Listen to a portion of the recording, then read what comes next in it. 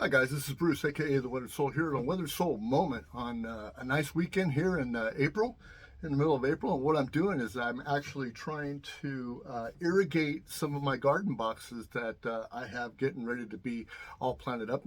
In fact, some of them are planted and some of them aren't. So I want to get the irrigation done. So when I do plant, all I have to do is automate this stuff. So I've got this old 4-port timer, an orbit timer that I've had around for years. It's done me some good use. I still have to actually test it out and see if it leaks, but I'm able to take care of leaks and all that. So I'm using this old orbit timer here, four zones, some old garden hose, because I never throw anything away, and this is quality garden hose. Why would you throw a piece of hose away? Because you know, hose got so many uses. And I went out and bought some of these Orbit 5/8 female metal menders, and those are going to be doing all the work of attaching them to this side of the 4-port manifold, and the other side of my irrigation or my boxes, and I'll be running this flexible hose, so I'm able to use that during the year instead of having a hard pipe underground or on top of the ground or whatever. And I've got some cool places that I can route it, so it's really out of the way. My wife won't trip over it and everything. So just hang back and I'll show you how I'm going to do this. So the tools you're going to need for this is you're going to need some pipe cutters, a razor knife,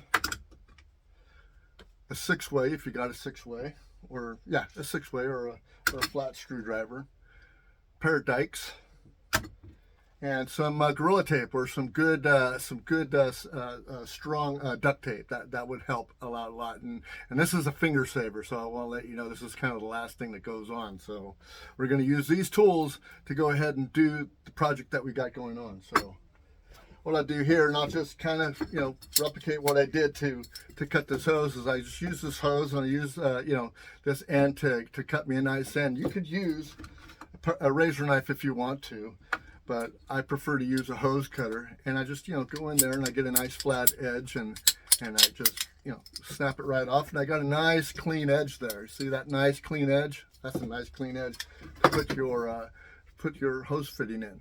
So also what I'm going to do is the reason why we have the dikes here is because these, if you get them from Home Depot, they're all put together with this little, I guess, security thing, so all the parts stay together. So you just clip off the top of this with a pair of dikes, boom, and put that in the trash, put that in the trash, and everything kind of comes apart here. So you've got a hose clamp, you got the actual part, the male part, and you've got a rubber gasket in there that keeps you from leaking. And hey, put that aside, put that somewhere here, because they fall out, you know, once you put the installation in.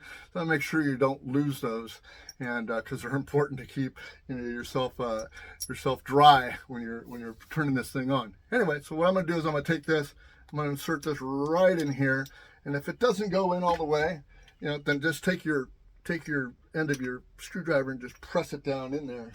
But that's how they go in. Just make sure that you put the hose clamp on first over the top, like I just did, and then put your fitting all the way back in there. Make sure it's seated, everything turns and everything, and then you can start tightening it down. Now, one of the things about these Orbit part numbers here that I got is that they don't fit either one of my hex fittings for my 6-way, so I got to use the flat blade to tighten it up. But just go ahead and tighten it up, just like that, and just get it all nice and flat and everything. Get that in there, and tighten that up real tight, as tight as you can, without busting the pipe clamp. And then here's the next trick. See this little spot right here?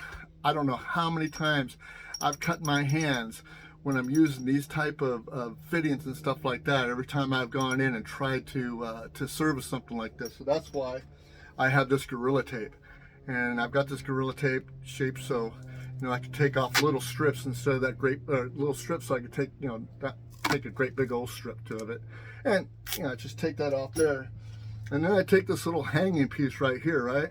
I'll put that over, and Gorilla Tape's nice and strong. If you buy a nice good duct tape, you won't have any problem with this.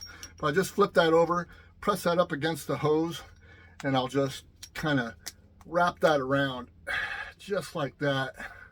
And that way you don't have any of that flap sticking out that can cut you when you're trying to service anything. And you got a nice little hose wrap here, and then everything's still exposed, so you can go ahead and tighten that up if you want to. And you probably could even untighten it and take this off and do that.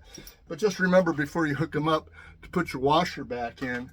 But that's the way that I do my hose ends for my irrigation. I'm going to be putting the other hose end on my irrigation because I want them female on both sides, and I'll get a female adapter that goes onto my hard piping or my sprinkler piping, whichever the case may be.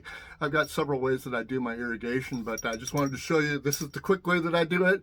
It costs about $5 for this part, free here if you just save some old hose that you've got. And that's it. So, hey, if you like this content, subscribe to my YouTube page and click that like button, click that share button if you want to share this with a friend.